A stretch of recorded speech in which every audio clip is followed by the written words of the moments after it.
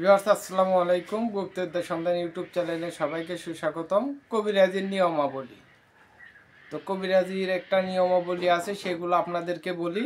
নিজেকে কখনো বড় মনে করবেন না, অহংকার করবেন না। অহংকার পতনের মূল। যেমন একটা তাবিজ দিবেন, অন্যান্য কবিরাজারা ফকিরেরা অনেক টাকা নেয়। আপনি একটা তাবিজ দিবেন, 25 টাকা নেবেন।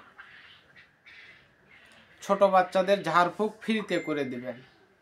একটা জিনের রুগী ছাড়াইবেন, 200 টাকা 250 টাকা নেবেন। আয়না দর্পণ করবেন, 150 টাকা নেবেন। 500-র উপরে কোনো টাকা পয়সা নেবেন না। বশীকরণ কাজ করে দিবেন, 300 টাকা নেবেন। এরকম করে আপনারা কবিরাজি করবেন। এক লাফে কখনো গাছে তোটা যাবে না। ধীরে ধীরে ধীরে ধীরে ধীরে ধীরে টাকার অ্যামাউন্টটা বাড়াতে হবে, না হলে আপনারা কবিরাজি করতে পারবেন না। আপনাদের কাছে লোকজন আসবে না। যত কম নেবেন তত ভালো। প্রথমে ফ্রি সার্ভিস দিতে হয়, ত্যাগ স্বীকার করতে হয়। তো তারপরে এই সকল বিষয় করতে হয়, জানতে হয়, বুঝতে হয়।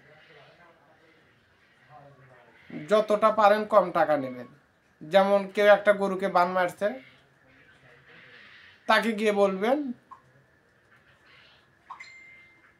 যে চা নাস্তা খাওয়ার জন্য কিছু টাকা দেন, ও 10 টাকা দেখ 20 টাকা দেখ, ওটা নিয়ে চলে আসবে।